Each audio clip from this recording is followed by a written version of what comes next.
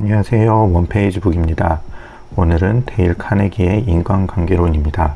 지난번 책에서 사회지능을 다루었는데 사회지능을 증진할 수 있는 구체적인 예에 대해서 살펴보고자 이 책을 다루겠습니다. 서문입니다. 왜 이 책인가? 기술 지식은 성공의 15%, 나머지 85%는 인간관계 능력에서 온다고 합니다. 저자는 성인 대상 실험실에서 검증된 원리로 수천 명의 사례를 축적했다고 하는데 목표는 지식이 아니라 행동이었습니다. 읽고 끝이 나는 책이 아니라 적용하고 습관화시키는 매뉴얼을 만들고 싶었다라고 이야기하고 있습니다. 사람을 다루는 능력은 가장 비싼 능력입니다. 이러한 능력을 학습하는 것은 능동, 반복, 피드백을 기반으로 합니다. 효과는 여러가지 성과가 늘어나거나 갈등이 줄어들거나 충성과 팀워크가 증가되는 등의 수치로 확인하였다고 합니다.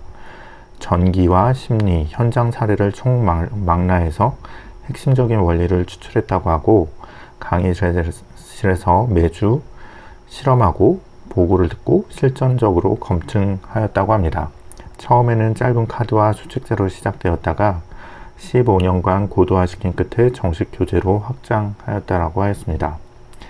이 책을 잘 활용하기 위한 9가지 체크리스트에 대해서 얘기하는데 욕망, 제독, 반추, 표시, 재방문, 실천, 게임화, 주간 리뷰, 성과 기록 이 9가지를 다루고 있습니다.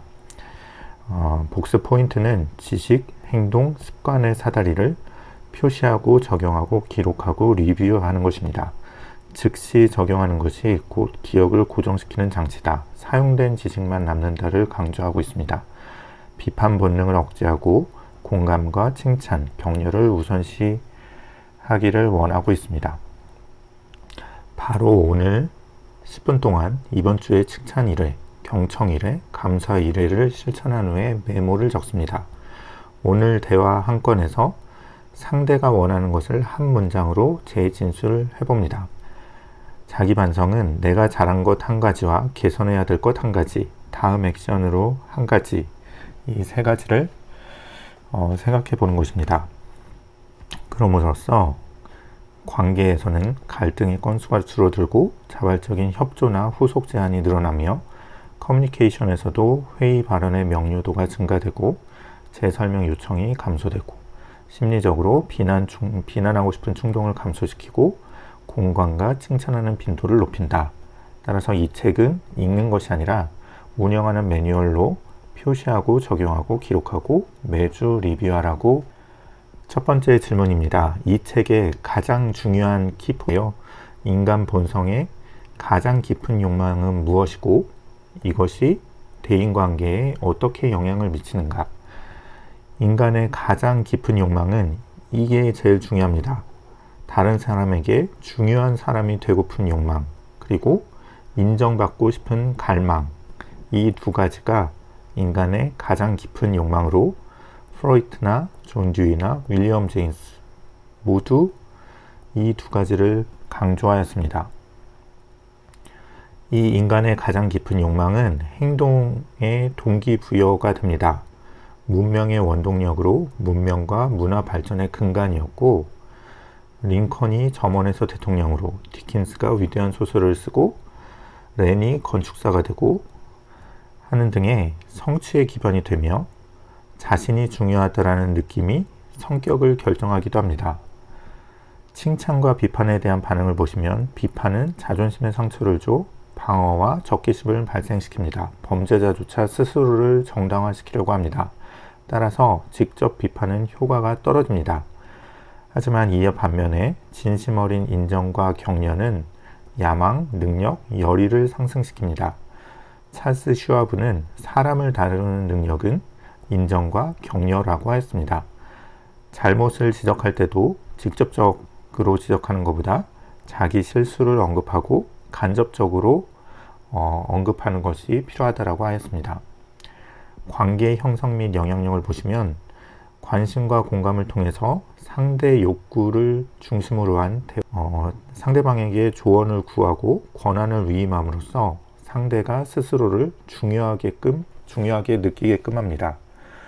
논쟁은 승리에도 공허합니다. 대신 우호적으로 시작하고 상대 먼저 긍정적으로 받아들이게 하는 것이 갈등을 회피하는 방법이고, 상대방의 자존심을 보존하고 협력관계를 유지하기 위해서 체면을 세워주는 것이 필요합니다. 인간은 인정받고 싶은 갈망, 원초적인 갈망을 위해서 움직입니다. 이를 진심으로 이해하고 활용하는 것이 리더십과 대인관계 성공의 핵심 비결이라고 할 수 있습니다. 사람들과의 관계에서 비난, 비판, 불평이 왜 효과적이지 않다고 강조하는지 보시면, 비효과적인 이유는 방어 본능을 촉발하고 자존심과 자긍심에 상처를 주며 적개심과 반감을 조장하고 비판으로 마음을 변화시키는 것은 불가능합니다.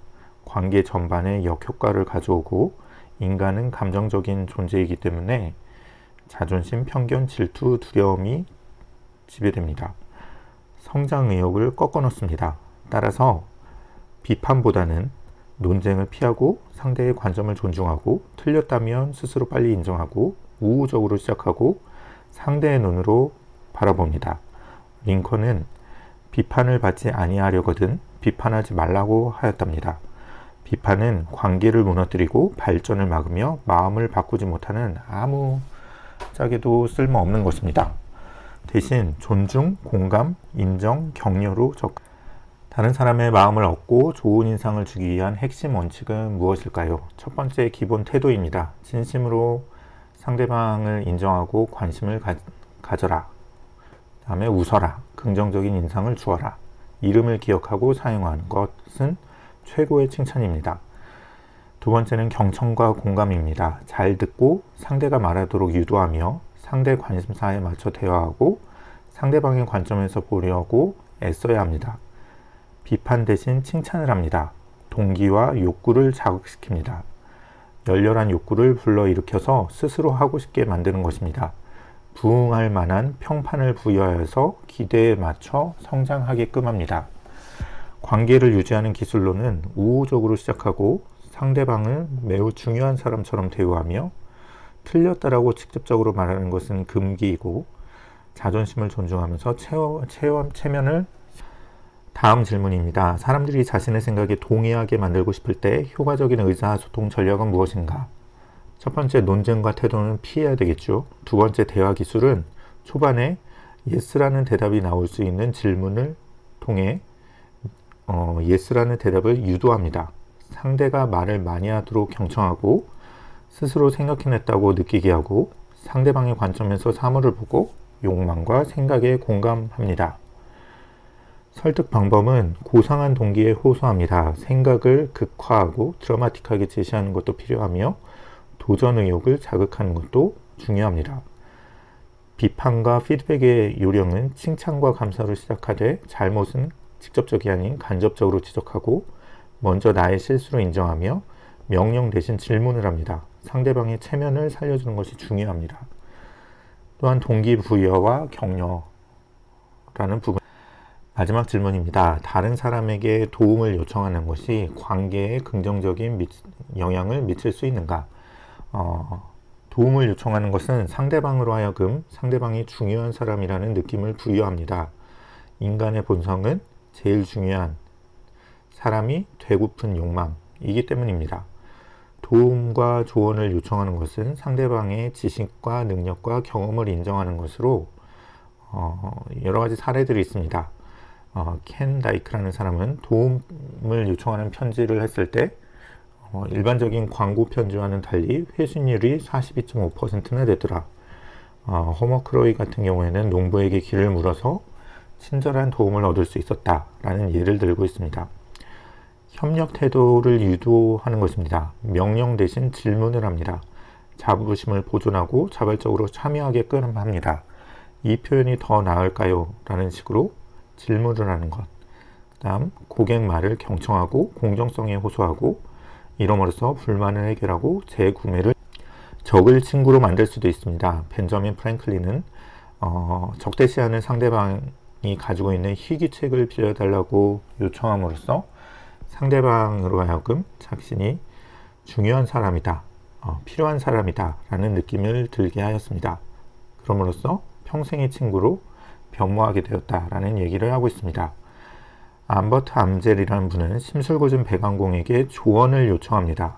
그럼으로써 백왕공으로 하여금 대규모의 주문을 받게끔 하는 예를 들고 있습니다. 능력을 인정하고 신뢰를 부여하는 것도 중요합니다. 도움을 요청하는 것은 상대방의 전문성과 판단력을 존중하는 것입니다. 사람들은 유능하다는 평판에 부응하려고 노력합니다.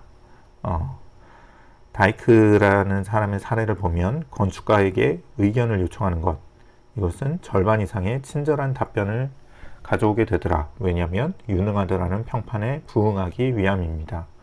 따라서 도움을 요청하는 것은 단순한 문제 해결을 넘어서 상대방을 인정하고 존중받는 존재로 느끼게 합니다. 그 결과 자존감을 상승시키고 협력을 유도하며 적대적인 관계마저도 개선할 수 있고 신뢰를 강화할 수 있습니다. 무엇보다 중요한 것은 나보다 상대를 먼저 중요한 사람으로 여기고 이 관점에서 사회적인 관계를 하는 것이 사회 지능을 향상시킬 수 있는 방법이다 라는 이야기를 하고 있습니다. 오늘도 들어주셔서 고맙습니다. 원페이지